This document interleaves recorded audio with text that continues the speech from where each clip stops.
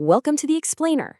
So, have you ever wondered how a search engine instantly knows exactly what you mean instead of just blindly hunting for the exact letters you typed? Well, today we're looking at a massive evolutionary leap in how machines find information. We're moving way beyond old school keyword matching and diving headfirst into the world of non-classical information retrieval models. We're going to look at why the old ways just couldn't keep up and uncover the fascinating, intelligent models that actually power the semantic search we use every single day. All right, let's dive right into this. Historically, classical retrieval was, frankly, incredibly rigid.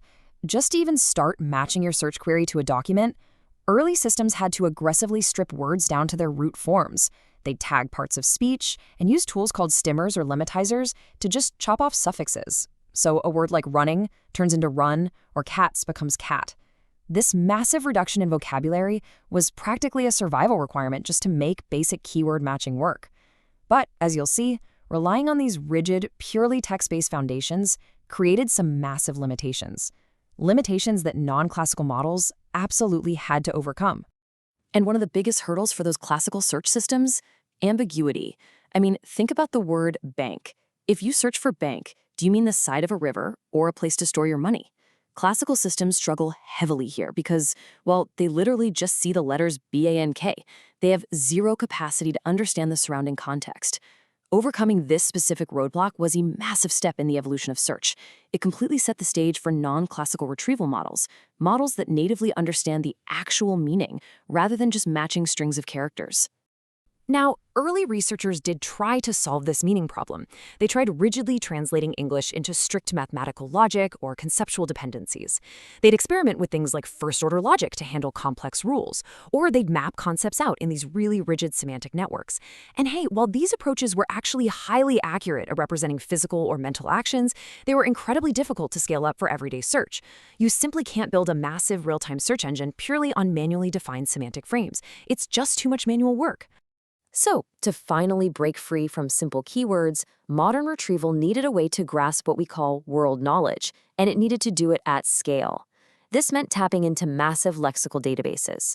You have resources like WordNet mapping out synonym sets and categories, while things like FrameNet focus on the thematic roles within a specific situation. By tapping into these vast networks of word-to-word relationships, systems finally started to understand the actual connections between concepts. And this right here? This was the crucial groundwork for true semantic, non-classical search models. And this need for a deeper understanding gets even more obvious when you step outside of English. Non-classical models have to be flexible enough to handle highly unstructured queries, or languages where word order changes completely, like Hindi or Sanskrit. Classical models that lean entirely on strict syntax, they absolutely fail here. Advanced linguistic frameworks prove that to successfully retrieve information across different languages, a system has to bridge the gap between syntax and pure semantics. It has to ignore the rigid word order and focus entirely on the actual roles those words are playing in the sentence. But before a modern, non-classical search engine can actually hand you an answer, it first has to transform unstructured chaos into an organized web of knowledge. This means going into raw text to discover entities, recognize names and places, and map them ontologically to standardized databases. So instead of just keeping a big list of vocabulary words, the system is out there discovering actual real-world relationships. It's taking raw data and turning it into an actionable web of knowledge, perfectly prepped to be retrieved by those advanced semantic algorithms. Okay, so that brings us to the traditional architecture that literally powered search for years. In this foundational setup, you have an offline path that constantly processes documents to build an inverted index. Basically, imagine a massive, highly compressed dictionary that maps every single unique word to a list of documents containing it. Then, when you type a query, an online matcher cross-references that index to fetch your results. While this inverted index setup is great for basic search, it ultimately proved way too limited. And that's exactly why non-classical models now often augment or completely replace this with what's known as dense vector indexing. Because for decades, retrieval relied heavily on these classical mathematical models to decide what was relevant. The Boolean model is super rigid. It demands exact logical matches using and, or, and not. Then you have the vector space and probabilistic models, which introduced ranking based on term frequency and statistical odds. But honestly, they all suffered from the exact same fatal flaw, the lexical gap. They literally only work if you type the exact keywords used in the document. If you search for automobile, but the document only says car, classical models completely miss the connection. And this inherent, frustrating limitation is exactly why non-classical models had to be born. And that brings us to the absolute core of what a non-classical information retrieval model actually is.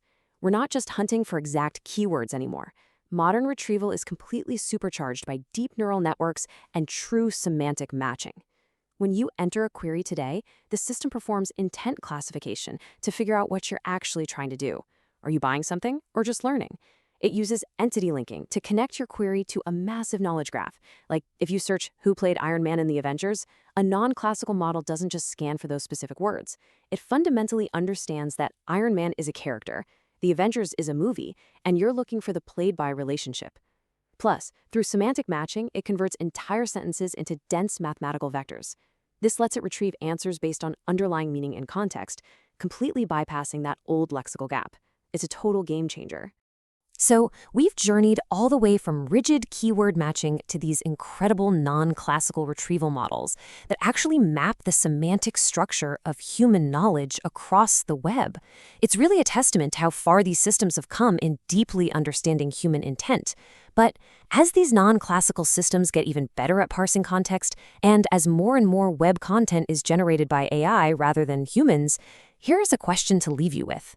How will our retrieval models adapt when they're no longer just indexing human thought, but the perfectly optimized synthetic output of other machines?